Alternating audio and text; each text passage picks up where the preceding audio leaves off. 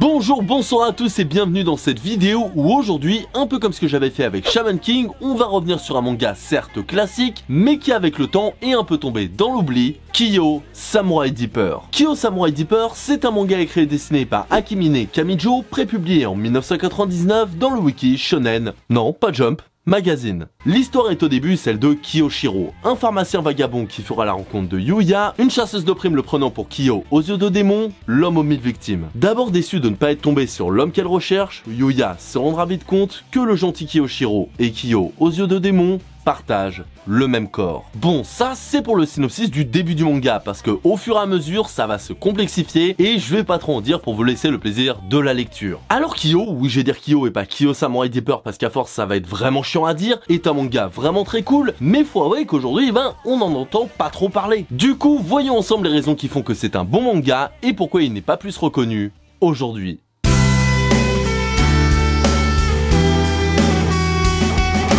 Alors déjà, si on regarde l'histoire, on voit que c'est plutôt sympa, mais qu'il y a quelques problèmes. Déjà, dans les points positifs, on peut voir que Kyo est le genre de manga qui s'intensifie au fur et à mesure. D'abord avec une trame assez simple. Oh le con. Oh le con, j'avais oublié de le mettre. On a une trame qui au début est plutôt simple. Yuya veut avoir un maximum de thunes pour un objectif qu'on ne sait pas au début du manga. Kiyoshiro lui veut tout simplement soigner un maximum de personnes sur son chemin. Et comme lui et Kyo partagent le même corps et que Yuya veut la prime sur Kyo, et bien tout simplement ils font un bout de chemin ensemble. Classique, efficace. Mais dès le début, le manga a l'intelligence de montrer les petits éléments qui vont revenir plus tard dans l'œuvre. Kyo et Kiyoshiro qui partagent le même corps, l'objectif de Yuya et ce que ça implique, d'autres personnages qui vont venir au fur et à mesure de l'aventure comme Tigre Rouge, c'est assez bien foutu à ce niveau-là. Ça ne révolutionne rien, mais c'est bien foutu. Un autre point sympa, c'est qu'on se rend compte qu'en fait le manga est une seule et même histoire, mais fait de façon tellement fluide avec des arcs qui paraissent des fois tellement différents qu'on ne se rend pas compte que de A à Z ont su la même chose jusqu'à ce que petit à petit évidemment on y dévoile les choses. Ce qui fait que Kyo a une espèce d'harmonie dans sa narration et ses thématiques, que tout est utile, que tout est là pour quelque chose. Et ça, c'est vraiment cool, mais malheureusement, ça ne va pas sans certains défauts, dont le plus grand, à mon sens, la répétitivité. L'histoire, même si elle est très sympa en elle-même, n'est finalement qu'une succession de combats avec des adversaires de plus en plus forts, avec toujours un objectif caché à la fin en mode Senseiya. Et je suis d'accord, dans les grandes lignes, c'est souvent ça dans les mangas, mais là, je trouve que c'est fait sans réelle plus-value. C'est vraiment ennemi fort, on le bat, ennemi plus fort, on le bat, etc., etc.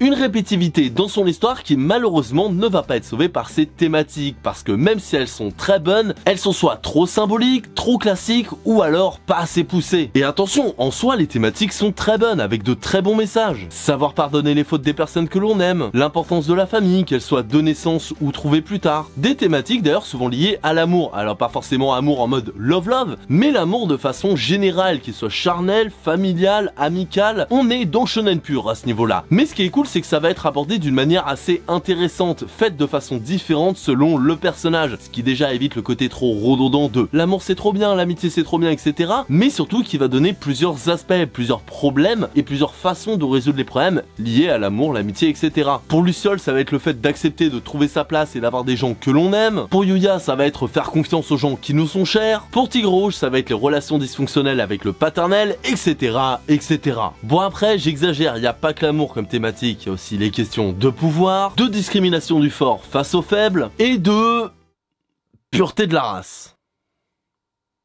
Ouais, je vois ce que vous voulez dire. Et même si ces thématiques sont elles aussi assez intéressantes, c'est vraiment celle-là que je trouve pas assez mise en avant. Parce que tout ce qui est politique, social, ethnique dans Kyo est laissé au niveau le plus bas, le plus standard. La mangaka n'a pas essayé d'aller un peu plus loin à ce niveau-là et c'est vraiment dommage parce qu'avec la base qu'elle avait mise en place, on aurait pu avoir des trucs de ouf. Que ce soit en ce qui concerne Iyasu, les Mibu, les habitants de la forêt, il y avait un énorme potentiel et malheureusement, il n'a pas été utilisé.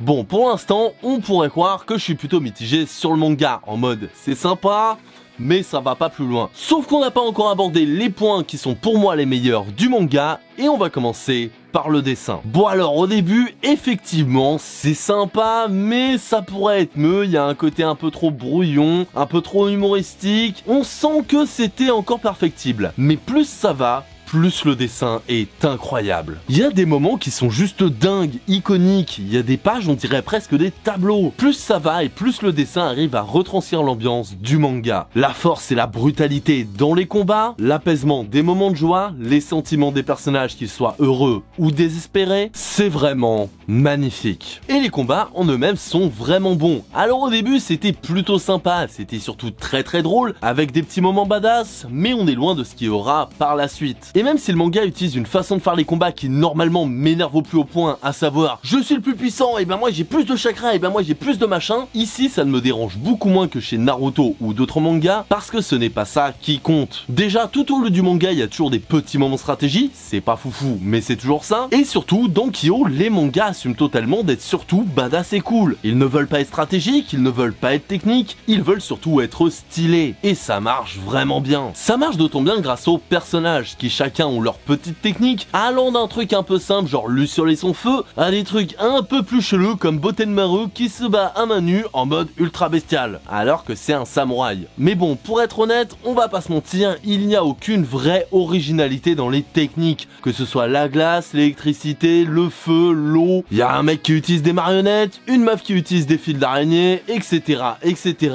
Tous les pouvoirs sont très sympas, bien utilisés, mis sur le bon personnage avec le bon tempérament, mais un peu plus d'originalité, on n'aurait pas dit non. Parce que niveau originalité, les personnages, eux, ils le sont. Et alors là, on a de tout, entre Akira qui veut absolument marcher dans les pas de Kyo, Yukimura Sanada qui en surface ne pense qu'au saké et aux jolies filles, Shinrei qui est bien trop omnibulé par les mibous et qui a un énorme balai dans le rectum, ou tout simplement Kyo qui décrète qu'il est le plus fort et que si quelqu'un se met sur sa route, il lui pète la gueule, on a de tout. Et ce qui est impressionnant, c'est que globalement les persos sont vraiment bien écrits. Chacun a son objectif, un passé intéressant, un développement tout au long de l'histoire, et le plus fou, c'est que malgré l'énorme palette de persos, aucun n'est vraiment oublié. Ils ont tous leur construction, leur révolution et leur moment de gloire. Et même si fatalement parfois il y a des schémas qui se répètent comme oh là là j'étais méchant mais en fait pas vraiment et maintenant je deviens gentil, Kamijo Sensei se paye même le luxe d'avoir des personnages qui ont de bonnes interactions entre eux, de bonnes relations qui en plus évoluent. Et surtout, les chara-designs sont grave cool. Chaque perso est méga classe et pourtant chacun a sa manière. Le seul reproche que je ferais aux personnages, c'est qu'il y en a tellement qu'au bout d'un moment ça finit un peu par déborder. Et que je vous avoue à la fin, ça fait un peu melting pot. Mais sinon, ben à part ça, les personnages sont vraiment géniaux.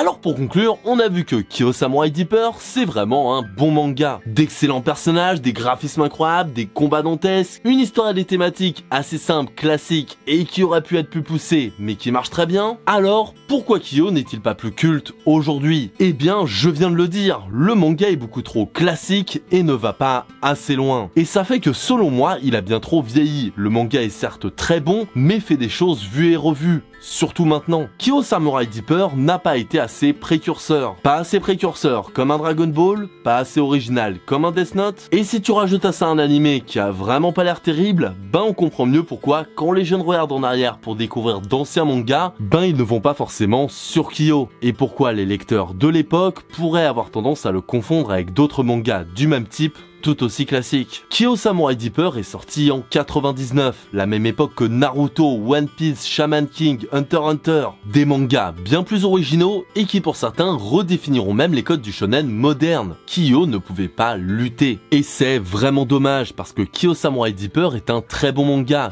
que je peux même vous conseiller. Et c'est d'autant plus dommage de se dire que si quelques points avaient été mieux faits, si l'autrice avait réussi à sortir de son classicisme, si elle avait réussi à redéfinir un genre pour elle-même, si elle avait réussi à être originale, je suis sûr que Kyo Samurai Deeper aurait pu devenir un manga culte. Et voilà, cette vidéo est terminée, j'espère qu'elle vous aura plu. Dans tous les cas, n'hésitez pas, comme d'habitude, à laisser vos avis dans les commentaires. N'hésitez pas d'ailleurs à me dire si vous connaissez Kyo, et si vous connaissiez, est-ce que vous aimiez à l'époque, est-ce que vous aimez toujours aujourd'hui, ou alors si tout simplement, ben la vidéo vous a donné envie de découvrir le manga si vous connaissiez pas. Et en parlant de la vidéo, si vous l'avez aimé, ben n'hésitez pas à liker, vous abonner, mettre la cloche, bien évidemment, mais surtout la partager, ça me ferait vraiment plaisir, et je vous en remercie. Sur ce, moi je vais vous laisser, et en attendant la prochaine fois, passez une excellente journée, soirée, un c'est votre espace-temps. 風が吹き抜けた Once in my life 幾千回の